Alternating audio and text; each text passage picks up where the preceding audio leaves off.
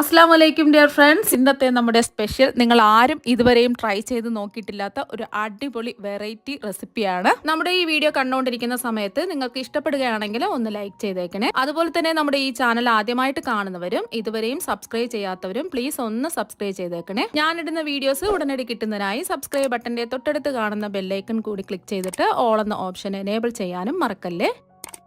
ആദ്യം ഇതിനായിട്ട് ഒരു പാനിലേക്ക് 1 ടേബിൾ സ്പൂൺ നെയ്യ് ഒഴിച്ചു കൊടുക്കാം. നെയ്യൊന്ന് ചൂടാവട്ടെ. അപ്പം നെയ്യ് ചൂടായിട്ടുണ്ട്. കുറച്ച് കശുവണ്ടി പരിപ്പും 1 ടേബിൾ സ്പൂൺ എടുത്തിട്ടുള്ളൂ. ഒരു 1.5 ടേബിൾ സ്പൂൺ ബദാം നീളത്തിൽ കട്ട് ചെയ്തെടുത്തത്, കുറച്ച് പിസ്ത ഉണ്ടെന്നുണ്ടെങ്കിൽ മാത്രം ചേർത്താൽ മതി, 1 ടേബിൾ സ്പൂൺ. ഇതെല്ലാം കൂടി ഒന്ന് നമുക്ക് റോസ്റ്റ് ചെയ്തെടുക്കാം.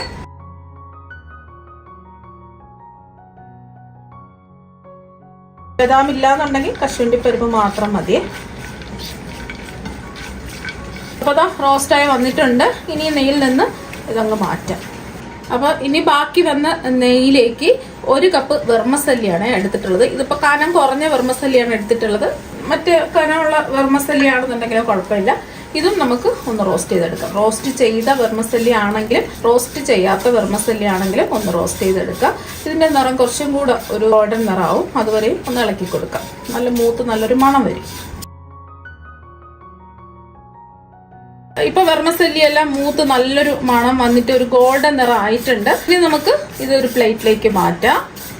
ഇപ്പൊ അടുത്തതായിട്ട് ഒരു പാത്രം ചൂടാക്കാൻ വെച്ചിട്ടുണ്ട്. ഇതിലേക്ക് ഞാൻ 1 കപ്പ് പഞ്ചസാര ഇപ്പൊ എടുത്തിട്ടുണ്ട്. ഇനി നമുക്ക് ഇതിൽ 1 കപ്പ് പഞ്ചസാര ഇപ്പൊ വേണ്ട, ഒരു 1/4 കപ്പ് പഞ്ചസാര മാറ്റി വെക്കാം. 3/4 കപ്പ് പഞ്ചസാര ഇതുപോലെ ഒന്ന് വിതറി ഇട്ട് കൊടുക്കാം. അപ്പൊ ഈ ഒരു ക്രീം 1/4 ഭാഗം നമുക്ക് മാറ്റി വെക്കാം, പിന്നീട് ആവശ്യമുണ്ട്.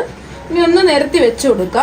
ലോ ടു മീഡിയം ഫ്ലെയിം വെച്ച് കൊടുക്കുക. അതൊന്നും ചെയ്യരുത്, ഇങ്ങനെ തന്നെ ഇരിക്കട്ടെ. കുറച്ച് സമയമാകുമ്പോൾ ഇത് ഒരു ചെറിയൊരു ഗോൾഡൻ നിറം ഈ വശങ്ങളിലോട്ടാവും. അപ്പോൾ ഇളക്കി കൊടുത്താൽ മതി. അപ്പോൾ കണ്ടില്ലേ, ഈ വശത്തൊക്കെ പഞ്ചസാര ഒരു ഗോൾഡൻ നിറം ആയിട്ടുണ്ട്. ഇനി ജസ്റ്റ് ഒന്ന് ഇളക്കി കൊടുക്കുക. ലോ ഫ്ലെയിം വെച്ച് കൊടുക്കുക. പഞ്ചസാര കാരമലൈസ് ചെയ്തെടുക്കണം.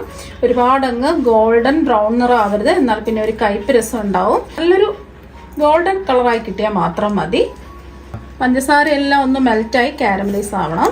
പഞ്ചസാര ഒരു ഗോൾഡൻ നിറത്തിൽ കാരമലൈസ് ആയിട്ടുണ്ട്. ഇതിലേക്ക് നല്ലൊരു ഫ്ലേവർ കൊടുക്കുന്നതിന് വേണ്ടിയിട്ട് 1 ടീസ്പൂൺ ബട്ടർ ചേർത്ത് കൊടുക്കാം. ബട്ടർ ഇല്ലാന്നുണ്ടെങ്കിൽ നെയ്യ് എടുത്താലും മതി. ബട്ടർ ആകുമ്പോൾ കുറച്ചും കൂടെ നല്ല ഒരു ടേസ്റ്റ് കിട്ടും.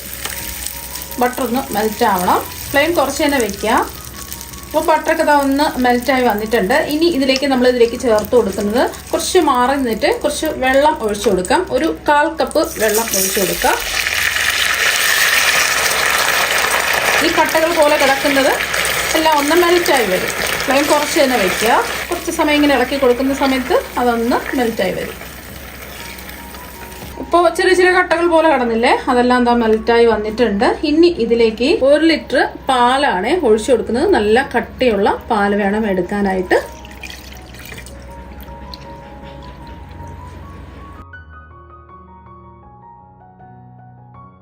ഇനി ഇതിലേക്ക് നമ്മൾ ബാക്കി വെച്ച ഒരു 1/4 കപ്പ് പഞ്ചസാരയില്ലേ, അത് ഇതിലേക്ക് അങ്ങ് ചേർത്ത് കൊടുക്കാം. ഫ്ലേവറിന് വേണ്ടിയിട്ട് ഏലക്കപ്പൊടി ഒരു 1/4 ടീസ്പൂൺ ചേർത്ത് കൊടുക്കാം.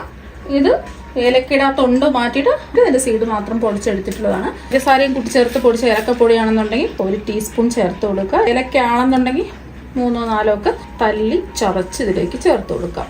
ഇനി ഈ പാല് ചെറുതായിട്ടൊന്ന് നമുക്ക് വറ്റി വരണം. ഒരു 2-3 മിനിറ്റ് ഇങ്ങനെ തന്നെ ഇരിക്കട്ടെ. ഇടയ്ക്കിടയ്ക്ക് ഒന്ന് ഇളക്കി കൊടുക്കുക. പാല് തിളച്ച് ചെറുതായിട്ടൊന്ന് കുറുകി വരുന്ന സമയം കൊണ്ട് ഒരു ബൗളിലേക്ക് 2 ടേബിൾ സ്പൂൺ പാൽപ്പൊടി ഇടാം.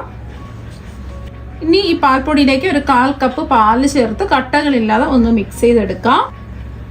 നല്ലൊരു ക്രീമി ടെക്സ്ചർ കിട്ടുന്നതിന് വേണ്ടിയിട്ടാണ് പാൽപ്പൊടി ചേർത്ത് കൊടുക്കുന്നത്. പാൽപ്പൊടി ചേർത്ത് കൊടുക്കുമ്പോൾ നല്ലൊരു ടേസ്റ്റ് ആയിരിക്കും. അപ്പോൾ അതാ ഒന്ന് മിക്സ് ചെയ്തെടുത്തിട്ടുണ്ട്. അപ്പോൾ പാല് തിളപ്പിക്കാൻ വെച്ചിട്ട് ഒരു 2-3 മിനിറ്റ് ഒക്കെ ആയിട്ടുണ്ട്. ചെറുതായിട്ടൊന്ന് വറ്റി വന്നിട്ടുണ്ട്. ഒരുപാടങ്ങ് വറ്റി പോകരുത്. ചെറുതായിട്ടൊന്ന് വറ്റി തിളച്ചതിന് ശേഷം ഒരു 2-3 മിനിറ്റും കൂടെ ആയിട്ടുണ്ട്.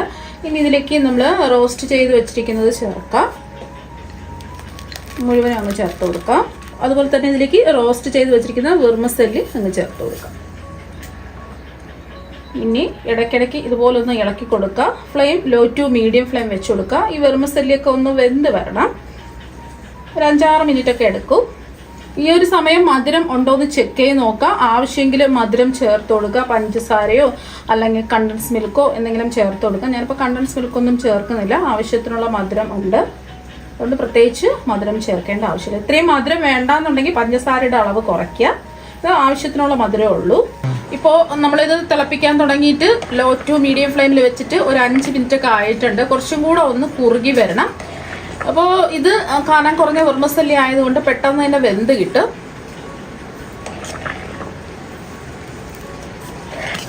നല്ലതുപോലെ കുറുകി ഒരു ടെക്സ്ചറാണ് ഇതിന് വേണ്ടത്. നല്ല ടേസ്റ്റാണ് കഴിക്കാൻ വേണ്ടിയിട്ട്, നല്ല അടിപൊളി ടേസ്റ്റാണ്. എല്ലാവർക്കും ഇഷ്ടപ്പെടുന്ന ഒരു കാരമൽ പായസമാണ്.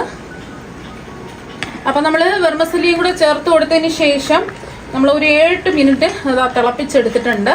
ഇപ്പോൾ ഒന്ന് കുറുകി വന്നിട്ടുണ്ട്. ഒരുപാട് അങ്ങ് കുറുകരുത്. ഈ ഒരു ടെക്സ്ചർ ആവുന്ന സമയത്ത് നമുക്കിതിലേക്ക് പാൽപ്പൊടിയുടെ മിക്സ് ചേർത്ത് കൊടുക്കാം. ഇത് ചൂട് മാറി കഴിയുമ്പോൾ കുറച്ച് അങ്ങ് ഒരുപാട് അങ്ങ് കട്ടിയായി പോവും. നല്ല കുറുകിയ പരുവത്തിനാണ് നമുക്ക് വേണ്ടത്. ഒരു ക്രീമി ടെക്സ്ചറാണ് വേണ്ടത്. അപ്പോൾ അങ്ങനെ വേണമെന്നുണ്ടെങ്കിൽ അങ്ങനെ എടുക്കാം. നിങ്ങൾക്ക് ലൂസായിട്ട് വേണമെന്നുണ്ടെങ്കിൽ അങ്ങനെയും എടുക്കാം. ഞാനിപ്പോൾ ക്രീമി ടെക്സ്ചറിലാണ് എടുക്കുന്നത്. ഇനി പാൽപ്പൊടിയുടെ മിക്സ് ചേർത്ത് കൊടുക്കാം. ഒരു കൈ കൊണ്ട് ഇത് ഇളക്കി കുടിക്കാൻ വേണം, ഒരു കൈ കൊണ്ട് ഈ പാൽപ്പൊടിയുടെ മിക്സ് ഇതുപോലെ ഒന്ന് ഒഴിച്ചു കൊടുക്കാം. അപ്പോൾ കട്ട കെട്ടാതെ പെട്ടെന്ന് തന്നെ മിക്സ് ആയി കിട്ടും. ഇപ്പോഴാണ് കുറച്ചും കൂടെ നല്ല പെർഫെക്റ്റ് ആയിട്ടുള്ള ടേസ്റ്റ് കിട്ടുന്നത്. അപ്പോൾ പാൽപ്പൊടിയുടെ മിക്സും കൂടെ ചേർത്ത് 1-2 മിനിറ്റ് ഒന്ന് ഇളക്കി കൊടുക്കാം. ഇനി ഇതിലേക്ക് ചേർത്ത് കൊടുക്കുന്നത്, ഇത് വേണമെന്ന് നിർബന്ധമൊന്നുമില്ല, നല്ലൊരു ഫ്ലേവർ കിട്ടും. അപ്പോൾ അതിന് വേണ്ടിയിട്ട് ഞാൻ 1 ഡ്രോപ്പ് റോസ് വാട്ടറാണ് ഇതിലേക്ക് ചേർക്കുന്നത്. ഇതാ 1 ഡ്രോപ്പാണ് ഇതിലേക്ക് ചേർക്കുന്നത്. നമ്മളിതിൽ ഏലക്കപ്പൊടിയൊക്കെ ചേർത്തിട്ടുണ്ട്. കുറച്ചും കൂടെ ഫ്ലേവറും ടേസ്റ്റും കിട്ടും ഈ റോസ് വാട്ടർ ചേർക്കുമ്പോൾ. ഒന്ന് മിക്സ് ചെയ്യുക. എന്നിട്ട് നമുക്ക് ഫ്ലെയിം ഓഫാക്കാം. ഇതിൻ്റെ ചൂട് മാറിക്കഴിയുമ്പോൾ കുറച്ചുകൂടെ ഒന്ന് കുറുകി കിട്ടും.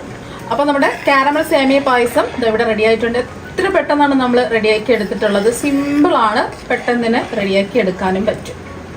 ഇനി ഇത് കുറച്ച് ജസ്റ്റ് ഒന്ന് ചൂട് മാറിയിട്ട് ഒരു ബൗളിലേക്ക് മാറ്റാം.